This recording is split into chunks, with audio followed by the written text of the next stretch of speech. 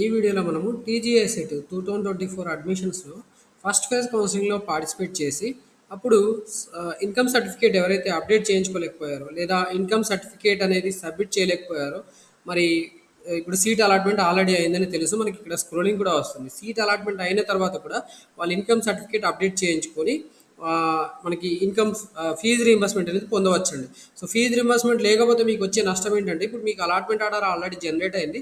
So ఈ allotment ఆర్డర్లో ఒకవేళ మీరు చెక్ చేసుకుంటే మీరు tuition fee to be paid now అనేది చూపిస్తుంది. ఆ tuition fee to be paid now అనేది మొత్తం అమౌంట్ చూపిస్తుంది. సో మీకు ఫీజు రీయింబర్స్మెంట్ పోను మిగతా మీరు కట్టాల్సి ఉంటుంది. కానీ మీకు ఇక్కడ ఏం చూపిస్తుంది అంటే total amount including tuition fees reimbursement అనేది మీరు కట్టాల్సి ఉంటుంది. సో మీకు ఈ అలాట్మెంట్ ఆర్డర్లో ట్యూషన్ ఫీ పేమెంట్ ఎలా చూపిస్తుంది అంటే, అలాట్మెంట్ ఆర్డర్లో మీరు కట్టాల్సిన అమౌంట్తో పాటు మీకు రీఎంబర్స్మెంట్ ఏదైతే వస్తుందో, ఒకవేళ మీకు ఇన్కమ్ సర్టిఫికేట్ ఉంటుందో ఆ ఇన్కమ్ సర్టిఫికేట్ ఉంటే దాన్ని సబ్మిట్ చేసి మీరు ఆ రీఎంబర్స్మెంట్ అమౌంట్ ఎంతైతే పొందవచ్చో ఓకే, ఆ అమౌంట్ కూడా మీకు ఇక్కడ మీరు పే చేయాల్సి ఉంటుంది. ఒకవేళ మీరు అది పే చేయకుండా ఉండాలి అంటే మీరు ఇప్పుడు కొన్ని హెల్ప్ లైన్ సెంటర్స్ ఉంటాయి. List of help line centres for incomes updation అని మీకు ఇక్కడ ఒక స్క్రోలింగ్ కనిపిస్తుంది. సో ఈ list of help line centres ఏవైతే ఉన్నాయో వాటి దగ్గరికి వెళ్ళి మీరు అలాట్మెంట్ ఆర్డర్లో కనిపించే ట్యూషన్ ఫీ పేమెంట్ అనేది పే చేయకుండా మీరు హెల్ప్ లైన్ సెంటర్స్కి వెళ్ళి ఇక్కడ చెప్పే స్పెసిఫిక్ డేట్స్ ఉంటాయి. ఆ డేట్స్లో వెళ్ళి మీరు వాటిని అప్డేట్ చేయించుకుంటే తర్వాత మీరు అలాట్మెంట్ ఆర్డర్ డౌన్లోడ్ చేసుకుంటే మీకు ట్యూషన్ ఫీ పేమెంట్ అనేది రీయింబర్స్మెంట్ అమౌంట్ తగ్గించిన తర్వాత చూపిస్తుంది. సో అప్పుడు మీరు ట్యూషన్ ఫీ పేమెంట్ పే చేసుకుంటే బెటర్గా ఉంటుంది. సో మీకు అర్థమైంది అనుకుంటున్నాను. ట్యూషన్ ఫీ పేమెంట్ మీరు ఇప్పుడు రీయింబర్స్మెంట్ వస్తే ఒకలా ఉంటుంది, రీయింబర్స్మెంట్ రాకపోతే ఒకలా ఉంటుంది. మీరు ఇప్పుడు ఇన్కమ్ సర్టిఫికేట్ అప్డేట్ చేయించుకోకపోతే ఎక్కువగా ఉంటుంది. ఇన్కమ్ సర్టిఫికేట్ అప్డేట్ చేయించుకుంటే అది తగ్గిపోతుంది. అలాట్మెంట్ ఆర్డర్ మళ్ళీ డౌన్లోడ్ చేసుకుని చూసుకున్నా లేదా అలాట్మెంట్ ఆర్డర్ ఇప్పుడే డౌన్లోడ్ చేసి చూసుకున్నా మీకు తేడా కనిపించాలి అంటే మీరు ఇన్కమ్ సర్టిఫికేట్ అప్డేట్ చేయించుకోవాలి. ఇన్కమ్ సర్టిఫికేట్ అప్డేట్ చేయించుకోవడానికి కోసమే మనము ఏం చేయాలి అనేది ఈ వీడియోలో ఎక్స్ప్లెయిన్ చేయడం జరుగుతుంది. ఓకే, సో మీరు ఏం చేయాల్సిన అవసరం లేదు. tgis.nic.in వెబ్సైట్లో విజిట్ చేయండి, లేదంటే ఈ వీడియో చూస్తే మీకే అర్థమవుతుంది. ఓకే, ఇక్కడ list of help line centres for income updation అని కనిపిస్తున్నాయి కదా. సో ఈ లింక్ క్లిక్ చేయాలి. లింక్ క్లిక్ చేసిన తర్వాత మీకు ఇక్కడ హెల్ప్ లైన్ సెంటర్స్ కనిపిస్తున్నాయి. సో ఇక్కడ మనకి 7 హెల్ప్ లైన్ సెంటర్స్ మాత్రమే కనిపిస్తున్నాయి. ఈ 7 హెల్ప్ లైన్ సెంటర్స్లో ఏదో ఒక హెల్ప్ లైన్ సెంటర్కి మీరు వెళ్ళి అక్కడ మీ సర్టిఫికేట్ ఇన్కమ్ సర్టిఫికేట్ ఫ్రెష్గా 1 జనవరి 2024 తర్వాతది ఉంటే బాగుంటుంది. ఇంకా 1 ఏప్రిల్ 2024 తర్వాత ఉంటే ఇంకా బాగుంటుంది.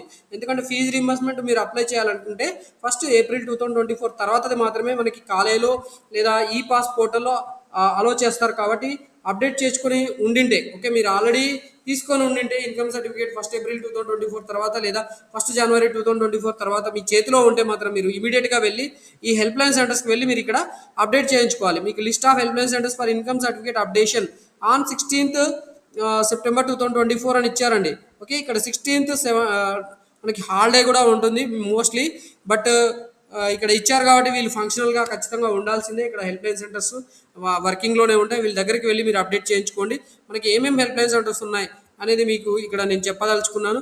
So government polytechnic Masab Tank Hyderabad, doctor BR Ambedkar GMR polytechnic for women Karimnagar, SR and BGNR government degree college Khammam, government polytechnic Mahabubnagar, government polytechnic Nalgonda, government polytechnic Nizamabad, government polytechnic Warangal. ఈ 7 హెల్ప్ లైన్ సెంటర్స్కి మీరు 16th సెప్టెంబర్ 2024 వెళ్ళి మీరు ఇన్కమ్ సర్టిఫికేట్ అప్డేట్ చేయించుకోవచ్చండి.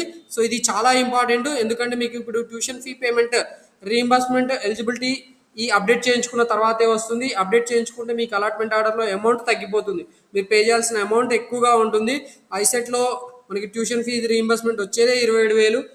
ఎస్సీ ఎస్టీకి అయితే ఎలాగో 0 చూపిస్తుంది, వాళ్ళేం పెద్దగా వరి అక్కర్లేదు. మిగతా వాళ్ళకి చాలా ఇబ్బందిగా ఉంటుంది. ఆ 27,000 సేవ్ చేసుకోవాలనుకుంటే మీరు ఖచ్చితంగా ఈ హెల్ప్ లైన్ సెంటర్స్కి 16 సెప్టెంబర్ విజిట్ చేసి మీ ఇన్కమ్ సర్టిఫికేట్ జిరాక్స్ అలాగే ఒరిజినల్ ఆర్ఓసి ఫామ్ తీసుకొని వెళ్ళండి. సో దట్ వాళ్ళు మీ ఆర్ఓసి ఫామ్ మళ్ళీ అప్డేట్ చేసి ఓకే, మీ ఇన్కమ్ సర్టిఫికేట్ అప్డేట్ చేసిన ఆర్ఓసి ఫామ్ రీప్రింట్ ఇస్తారు. తర్వాత మీరు అలాట్మెంట్ ఆర్డర్ వచ్చింది కాబట్టి మీరు ట్యూషన్ ఫీ పేమెంట్ అనేది చేసేసుకొని మీరు సెల్ఫ్ రిపోర్టింగ్ కంప్లీట్ చేసుకుంటే బాగుంటుంది. సో ఇప్పుడు నేను చెప్పాను చెప్పి మళ్ళీ మీరు వెయిట్ చేయొద్దు. ఓకే, సో ఇక్కడ ట్యూషన్ ఫీ పేమెంట్ చేయడానికి కూడా డెడ్ లైన్ ఉంది. ఆ డెడ్ లైన్ డేట్ కూడా ఇక్కడ చెప్తున్నాను. 17th సెప్టెంబర్ ఉందండి. 17th September payment of tuition fee and self reporting through website 14th నుంచి 17th వరకు చేయొచ్చు. కానీ మీరు అప్డేట్ చేసుకోవడానికి అవకాశం ఉంది 16th. అంటే 16th నుంచి 17th వరకు మీరు సెల్ఫ్ రిపోర్టింగ్ కూడా కంప్లీట్ చేసుకోవచ్చు. 16th కాలేజీకి వెళ్ళి ఆ పర్టికులర్ ఇప్పుడు చెప్పిన ఈ 7 కాలేజెస్ ఏవైతే ఉన్నాయో ఓకే. ఇక్కడ హెల్ప్ లైన్ సెంటర్స్ 7 కాలేజెస్ ఉన్నాయి కదా! ఈ 7 హెల్ప్ లైన్ సెంటర్స్‌కి వెళ్లి మీరు అక్కడ ఇన్‌కమ్ సర్టిఫికేట్ అప్డేట్ చేయించుకొని అదే రోజైనా మీరు సెల్ఫ్ రిపోర్టింగ్ కంప్లీట్ చేయండి. లేదంటే 17థ్ రోజైనా సెల్ఫ్ రిపోర్టింగ్ కంప్లీట్ చేయండి. మరి సెల్ఫ్ రిపోర్టింగ్ అని ఇన్ని సార్లు చెప్పారు కదా! సెల్ఫ్ రిపోర్టింగ్ ఎలా చేయాలి? అలాట్‌మెంట్ ఆర్డర్ ఎలా చేయాలి? ఈ ఇన్ఫర్మేషన్ అంతా కూడా మన యూట్యూబ్ ఛానెల్‌లో ఆల్రెడీ వీడియోస్ రూపంలో ప్రొవైడ్ చేయడం జరిగింది. ఈ వీడియో చూసిన వాళ్ళు ఆ వీడియో కూడా చూసేసుకొని మీరు సెల్ఫ్ రిపోర్టింగ్ ఎలా కంప్లీట్ చేసుకోవాలి? తద్వారా మీరు అడ్మిషన్ ఎలా కంప్లీట్ చేసుకోవాలి? అడ్మిషన్ ఎలా కన్ఫర్మ్ చేసుకోవాలి? అనే వీడియో కూడా మీకు ఇక్కడ నేను అప్డేట్ చేయడం జరిగింది. కాబట్టి ఆ వీడియో కూడా చూసుకోండి. ఇన్ఫర్మేషన్ మీకు నచ్చితే ఖచ్చితంగా వీడియో లైక్ చేయండి. అలాగే వేరే వాళ్ళకి కూడా షేర్ చేయండి. మన యూట్యూబ్ ఛానల్ ఇలాంటి ఇన్ఫర్మేషన్‌తో పాటు మీరు అడ్మిషన్ పొందిన తర్వాత కౌన్సిలింగ్‌లో మరి నెక్స్ట్ రౌండ్‌లో ఎలా పార్టిసిపేట్ చేయాలి? నెక్స్ట్ రౌండ్‌లో ఎవరు పార్టిసిపేట్ చేయొచ్చు? ఓకే. నెక్స్ట్ రౌండ్‌కి ఆప్షన్స్ ఎలా పెట్టుకోవాలి అనే ఇన్ఫర్మేషన్ కూడా లేటెస్ట్‌గా ఇప్పుడే వీడియో అప్లోడ్ చేయడం జరిగింది. ఆ వీడియో కూడా మీరు ఒకసారి చెక్ చేసుకోండి. అండ్ అడ్మిషన్స్ కంప్లీట్ అయిన తర్వాత మీరు కాలేజీలోకి వెళ్ళిన తర్వాత ఈ పాస్, ఓకే, మనకి ఫీజు రీంబర్స్మెంట్ అనేది ఈ పాస్ అని పిలుస్తారు. ఈ పాస్కి ఎలా అప్లై చేసుకోవాలి? లేదా మీకు ఈ పాస్ ఎలిజిబిలిటీ లేకపోతే అంటే ఫీజు రీంబర్స్మెంట్ రాకపోతే, గవర్నమెంట్ స్కాలర్షిప్ రాకపోతే, మీకు ప్రైవేట్ స్కాలర్షిప్స్ కూడా ఉన్నాయి. ఆ ప్రైవేట్ స్కాలర్షిప్స్ ఏముంటాయి, వాటికి ఎవరు ఎలిజిబుల్, ఎవరు అప్లై చేసుకోవచ్చు, ఈ ఇన్ఫర్మేషన్ కూడా మన యూట్యూబ్ ఛానల్ ఆల్రెడీ వీడియోస్ రూపంలో చాలా వీడియోస్ ఉన్నాయండి. 83 వీడియోస్ అనేవి మన యూట్యూబ్ ఛానల్లో ఉన్నాయి. స్కాలర్షిప్స్ కోసమే సపరేట్ ప్లేలిస్ట్ ఉంది. దాంట్లో మీకు నచ్చిన స్కాలర్షిప్స్కి మీకు ఎలిజిబిలిటీ స్కాలర్షిప్స్ ఏదైతే ఉందో వాటిని అప్లై చేసుకుని మీరు ఖచ్చితంగా ఫీజు రీంబర్స్మెంట్ రాని వాళ్ళు కూడా బెనిఫిట్ పొందవచ్చు. ఫీజు రీంబర్స్మెంట్ వచ్చిన వాళ్ళు కూడా మీ కాలేజీలో అలో చేస్తే ఆ స్కాలర్షిప్స్ అప్లై చేసుకుని కూడా మీరు బెనిఫిట్ పొందవచ్చు. Wish you all the best for your admissions and your career in ICET. Okay, admissions. Okay. Small request, please subscribe my YouTube channel so that in future you will receive any updates from my YouTube channel regarding all these information that what I have explained. Thank you once again for watching this video. Wish you all the best once again.